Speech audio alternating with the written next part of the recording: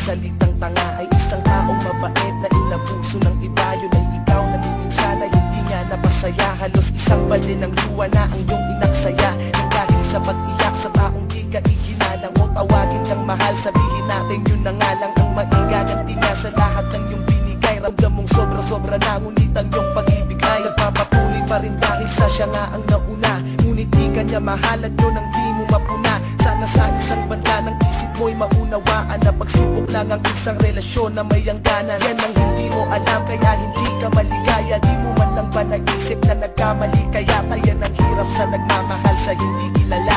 Sa halip na pagngiti ay bigati ang napala.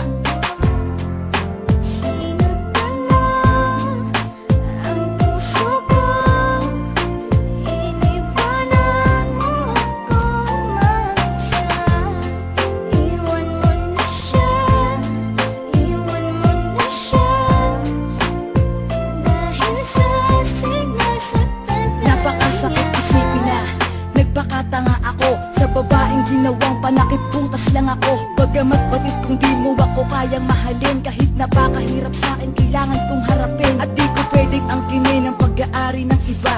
Alam ko kasing mahal niyo ang isa't isa, diba? Pero wala akong magawa kundi ibigin ka. Hindi ko mapigilan ng sarili, oras-oras kung isipin ka. Kaya hanggang ngayon di ko malimutan lahat. Ayoko ng gaguhang relasyon, gusto ko tapat. Takot na kasi ako na maranasan pa ulit ang pait. Konting pagtingin lang, wag mo nang pagkait. Iwanan mo na siya, nandito lang ako para sa'yo. Tuyuin na ang mga luha, ito ang aking panyo. Pangako na tanging sa'yo kahit na di ka pahanda. Dahil ramdam ko na tayong dalawa ang itinakda.